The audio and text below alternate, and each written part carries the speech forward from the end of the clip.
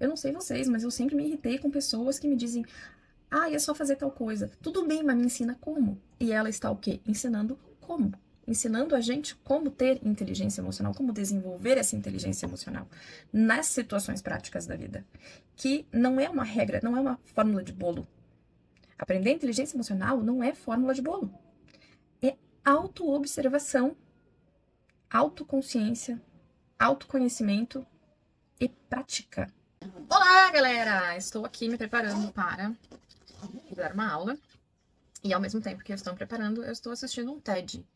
Enquanto eu assisto esse TED e me maquio, vou gravar com vocês. Vocês então vão acompanhar aí o que eu faço com a minha cara enquanto isso. E vou aproveitar para comentar com vocês esse vídeo, porque eu tô achando muito legal. É um vídeo da doutora Lisa Feldman Barrett, e ela fala que nós não estamos à mercê das nossas emoções. Que, pelo contrário, as nossas emoções são criadas dentro da nossa mente, e isso, tipo, blow my mind, e eu acho que vai blow a de vocês também. Então eu vou assistindo e vou comentando com vocês. Ela começa falando que as nossas emoções, ao contrário do que a gente acredita, elas não são como se fosse uma programação universal. As nossas emoções, elas são construídas. E isso é muito individual. Então, essa Lisa Feldman, ela é uma das maiores estudiosas das emoções na atualidade. Eu escutei um podcast dela com o Huberman Lab. E o podcast dela é fantástico, assim, ela é muito didática nas explicações que ela dá sobre as emoções. Então, ela estuda isso há muito tempo e ela estuda as pessoas no laboratório dela. Nesse TED ela mostra que eles estudam os sinais faciais, assim como o Paul Ekman fez aquele estudo sobre as microexpressões faciais. Ela também fez isso no laboratório dela. Mas o que ela conta aqui nesse vídeo é que, ainda que a gente tenha os padrões de detecção e que eles são associados a algumas emoções, isso não significa que o que a gente está enxergando são aquelas emoções, porque as emoções dependem da construção pessoal da pessoa, no caso. Eles têm estudado há alguns anos já os estudos que tem nessa área, então eles têm feito meta-análises de estudos que já foram feitos nos últimos 20 anos em relação às emoções, os padrões faciais e os padrões corporais associados com as emoções. E o que eles observaram consistentemente nas pesquisas é que não, as nossas emoções, elas não nascem conosco. Nós não temos uma pré-programação emocional como se ela fosse, assim, inata. Ela não vem pré-programada. As emoções, elas são circuitos que vão sendo construídos na nossa mente.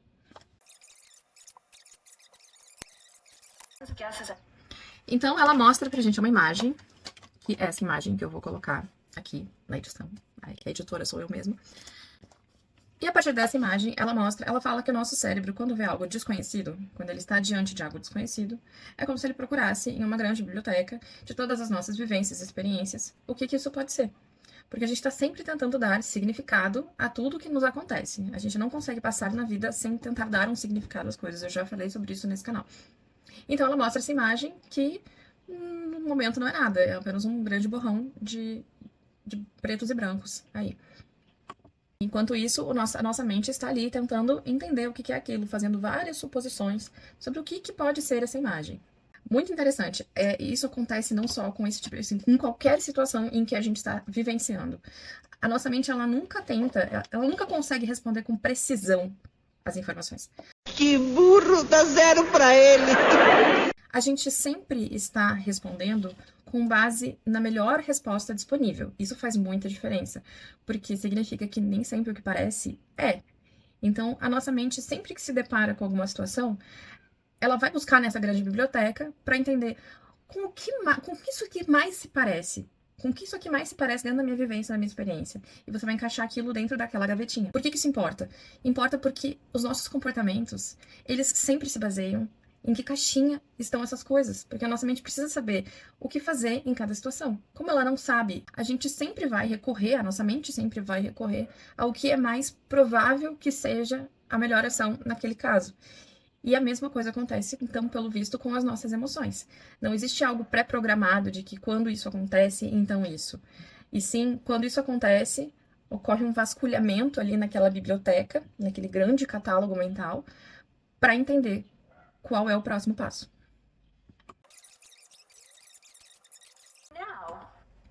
Então, algo curioso acontece. Ela diz que então a gente está vivendo, quando a gente olha essa mancha e não consegue distinguir o que que é esse monte de branco e preto, ela fala então que ela vai curar a gente dessa cegueira experiencial. E aí ela muda para da imagem de preto e branco para essa outra imagem. E depois ela retorna para a imagem de preto e branco. E aí a gente não consegue, é aquela situação, nossa, agora eu não consigo desver. Então, agora mesmo em preto e branco, a gente continua enxergando essa cobra que ela tá mostrando. Então, quer dizer que aquela foto da cobra alimentou a nossa mente com uma nova informação. E ao se deparar com aquilo ali de novo, a gente foi, a nossa mente foi buscar naquele catálogo de informações, opa, isso é aquilo. Porque na minha experiência passada foi assim. Então, olha que brilhante isso e como isso nos empodera. Ela ainda vai falar sobre isso dentro do vídeo. Mas quando a gente tem uma experiência atrelada a uma situação e a uma emoção que aconteceu naquele ponto, naquele momento, essas duas coisas se fundiram.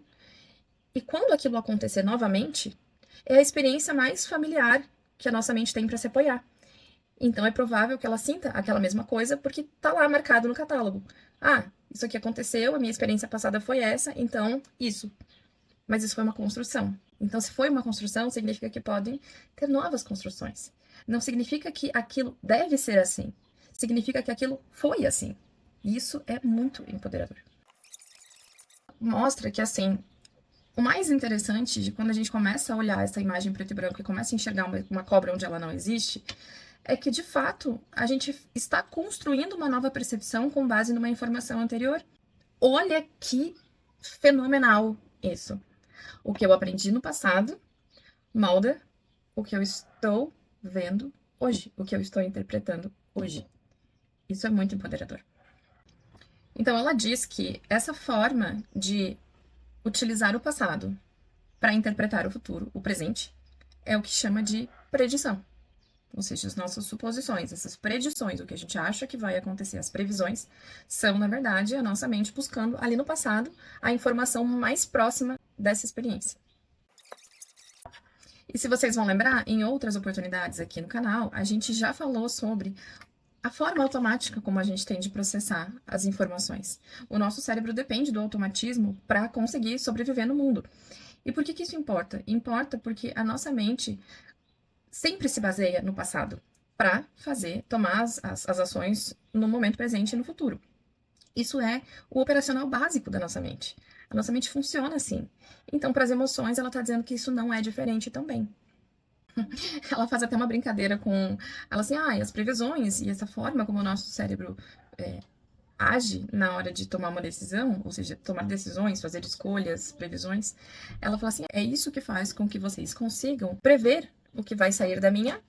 O fato da gente saber que quando ela fala, prever as palavras que saem da minha boca, é o quê? Baseado numa experiência passada. São coisas que a gente não para pra pensar no dia a dia, que parecem óbvias, e elas, claro, são óbvias pela nossa vivência, mas parar para compreender esse processo, e é o que eu sempre digo, a consciência, trazer à luz da consciência as coisas que a gente faz no automático, nos empoderam, fazem com que a gente consiga fazer coisas que antes a gente não podia fazer, porque elas estavam o quê? Apenas automatizadas. A gente vai continuar com elas automatizadas, mas a gente entendendo o processo, a gente consegue hackear o processo e fazer o processo de maneira intencional, e não apenas automática.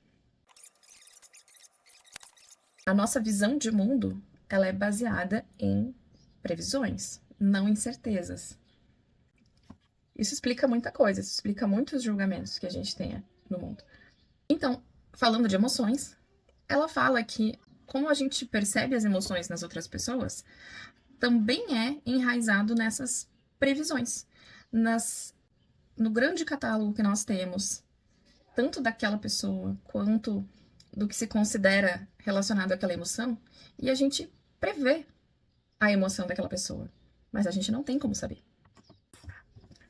Então, ela fala que quando a gente está inferindo esse estado emocional dos outros, em vez do nosso catálogo ser ali o da mancha preta, a gente está fazendo inferências com base em todo o catálogo que a gente tem de expressões faciais. Tudo que a nossa mente já utilizou ali naquela central de recebimento de informação das expressões faciais, tudo que já foi passado por ali, por aquele setor, acaba sendo utilizado para dizer, poxa, tá rindo, tá chorando, tá triste, qual é o contexto?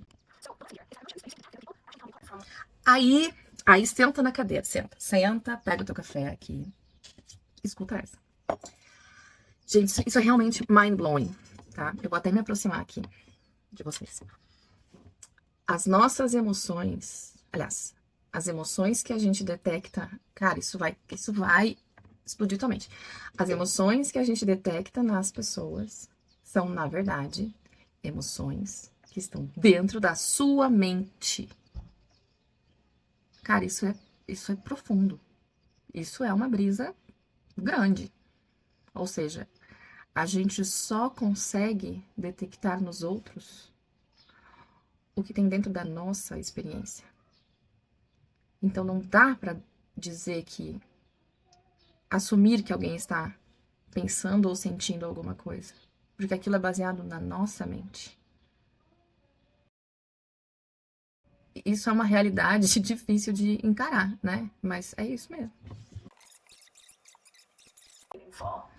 Isso é uma coisa muito bacana, acho que a gente já comentou sobre isso aqui também. Ela tá falando sobre sensações físicas. As nossas emoções, elas não estão enclausuradas dentro dos movimentos físicos. Eles são apenas movimentos físicos. Esses movimentos físicos precisam ter um significado individual. Então ela diz que o frio na barriga ou a reviravolta no estômago, quando a gente está na padaria cheirando biscoito, tem um significado. Fome. Agora, se eu tenho essa reviravolta no estômago e a adaptação minha, e você tá apaixonada, tá pertinho de ver a pessoa que você ama, tem um significado. Agora, esse mesmo embrulho no estômago, se você tá numa sala de hospital, esperando saber se uma pessoa que você ama muito sobreviveu ou não, tem outro significado. É o mesmo estímulo físico, mas ele tem significados completamente diferentes, baseados na experiência anterior e no contexto. Ou seja, a nossa mente, ela precisa unir. Lembram daqueles senhores que ficam ali dentro do painel de controle, fazendo todo aquele recebimento de relatórios do que o corpo manda? Então, são eles que pegam os movimentos físicos, os contextos, e atribuem, sim, um significado para aquilo. Quando ela dá significado, ela sabe o que fazer com aquilo. Então, para tomada de decisão, a gente precisa saber dos significados das coisas. E esse significado é individual. Acontece individualmente. Não existe algo coletivo. E tirando do estômago para outras coisas, então, a taquicardia, aquela sensação de ansiedade, pode ter milhares de significados, baseados nas experiências que nós tivemos e nos contextos a que nós somos expostos, ao ambiente em que nós estamos, a situação que está sendo vivida. Então, não é o estímulo físico que significa alguma coisa. É todas as coisas atreladas a esse estímulo físico que têm um significado e que vão impactar na tomada de decisão.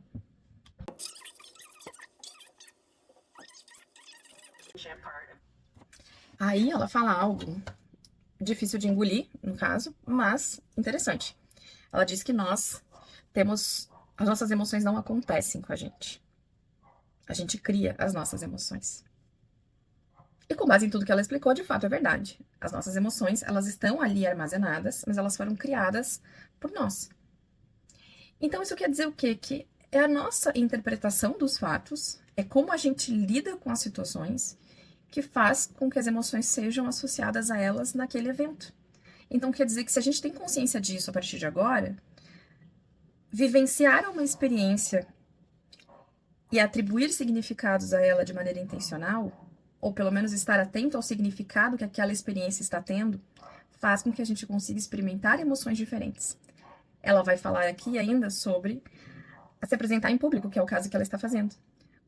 Com as sensações físicas e o contexto, aquilo pode ser interpretado como uma situação de fuga, de desespero, de pânico, ou pode ser interpretado como um desafio, uma oportunidade de você arrasar numa apresentação, de você arrasar numa prova, de você conseguir muito bem, mandar muito bem numa prova.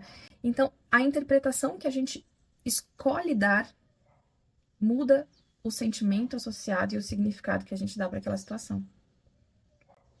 Durmam com essa. Agora.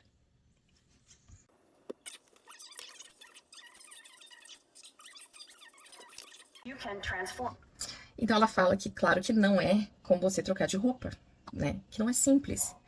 Porém, se você entende essa construção e você entende que o significado emocional é como se fosse uma receita de bolo, em que existem alguns ingredientes que juntos formam alguma coisa, se você entende isso e consegue mudar os ingredientes dessa fórmula, com autoconsciência, autoconhecimento, você consegue transformar a sua vida emocional.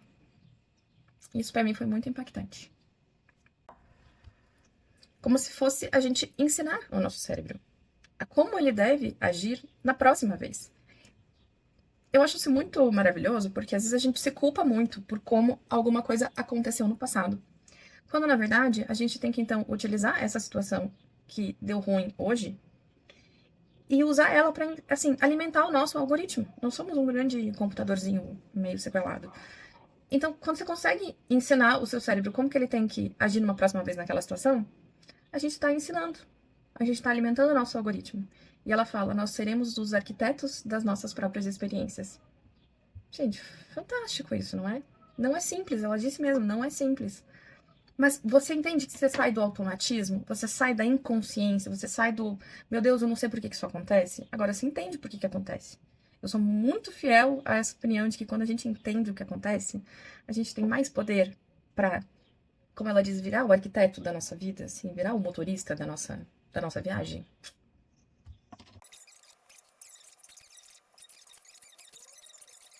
Ela dá os exemplos em como que a gente usa isso na vida.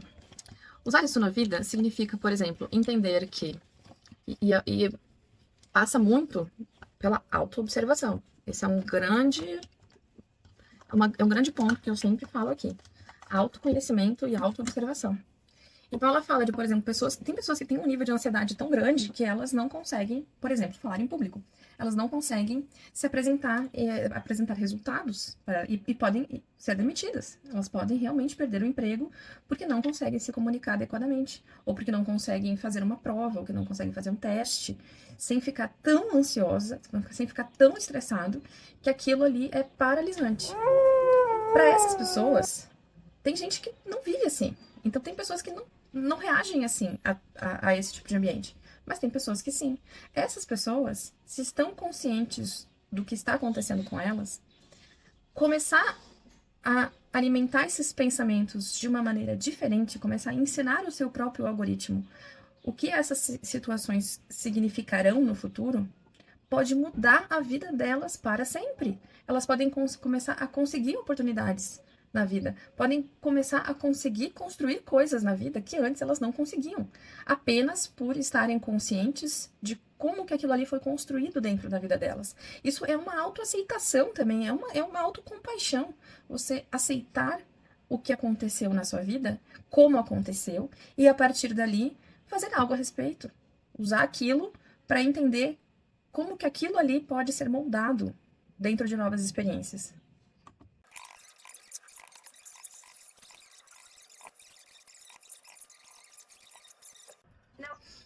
Então, na verdade, esta aulinha que ela nos dá em 18 minutos e 28 segundos num TED Talk é inteligência emocional one-on-one, assim, é inteligência emocional na veia. Como que você faz na prática para ter inteligência emocional? Eu não sei vocês, mas eu sempre me irritei com pessoas que me dizem, é só fazer tal coisa. Tudo bem, mas me ensina como. E ela está o quê? Ensinando como. Ensinando a gente como ter inteligência emocional, como desenvolver essa inteligência emocional nas situações práticas da vida. Que não é uma regra, não é uma fórmula de bolo. Aprender inteligência emocional não é fórmula de bolo. É autoobservação, autoconsciência, autoconhecimento e prática. Exposição a contextos favoráveis.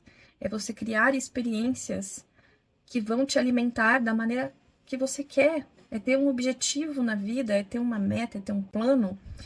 E fazer coisas que estejam de acordo com aquilo e que vão reforçando esse caminho e não dificultando esse caminho. Então, isso é realmente um grande passo a passo, que não é fácil. Não é porque existe um passo a passo que a coisa é fácil. Mas é um grande passo a passo de como fazer as coisas acontecerem.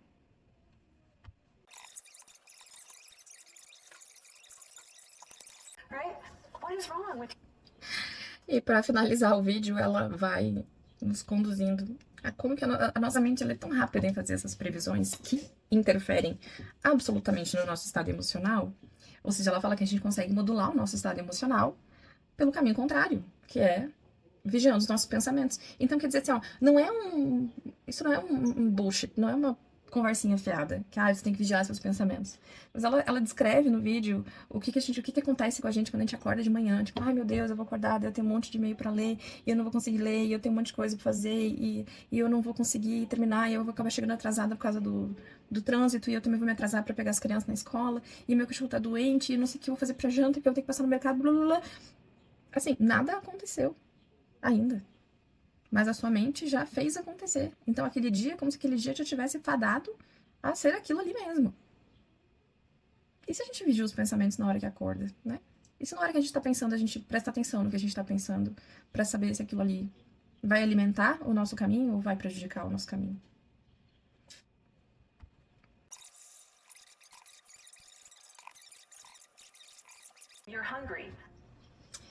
Ela fala, então, que a nossa mente está o tempo inteiro tentando entender o que está acontecendo no nosso corpo.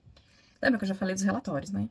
Então é como se ela o tempo inteiro a nossa mente tivesse que decidir sobre o que fazer com aquelas sensações, entender o significado que elas estão tendo para que a gente possa, né, fazer alguma coisa. Então, por exemplo, eu já tomei umas 7 xícaras de café. Provavelmente a minha mente deve estar pensando: meu Deus, o que está acontecendo? Ela deve estar ansiosa, esse coração está acelerado. Não está acontecendo nada. Eu simplesmente tomei café demais e não dormi bem. Ou bebi ontem e isso me dá taquicardia. Então, às vezes essas coisas não são nada, essas reações físicas não são nada. E a gente pode ajudar a nossa mente estando nesse mindful, nesse estado de mente presente. Não é que você não tem que pensar em nada. É você entender, eu tô com o coração palpitando aqui, será que é alguma coisa? Não, acho que eu tô, né, estou cansada, não dormi bem. E isso é o suficiente para que a nossa mente também não comece a fazer previsões com base em algo que não precisa, entendeu?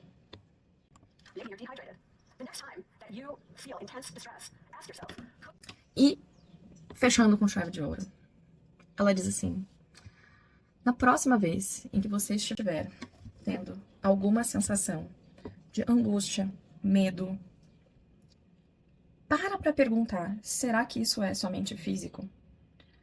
Ou quais são as razões para eu estar assim? E questione a sua mente.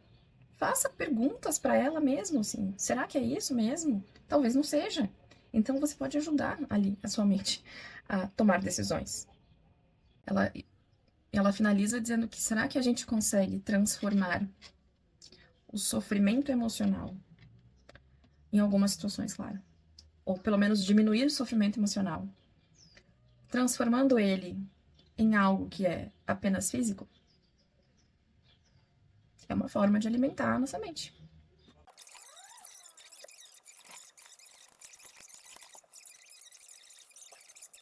Ela tem muitos pontos, e muito bom que isso é baseado em ciência. Então, a gente tem mais controle sobre as nossas emoções do que a gente acredita.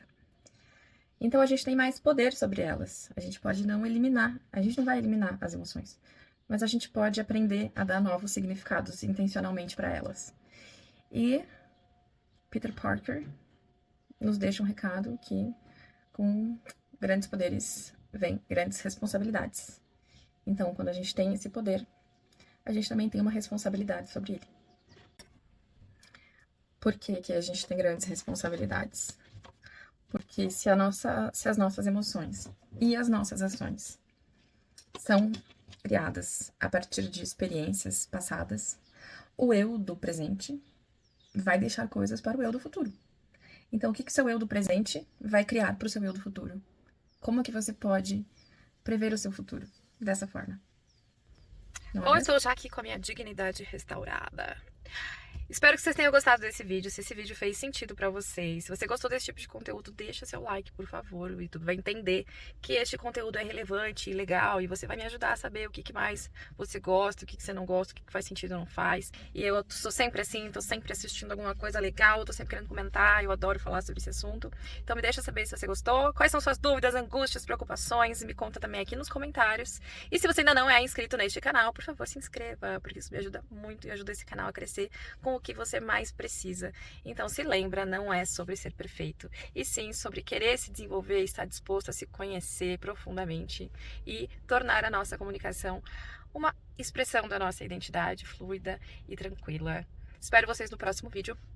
Um beijo. Tchau.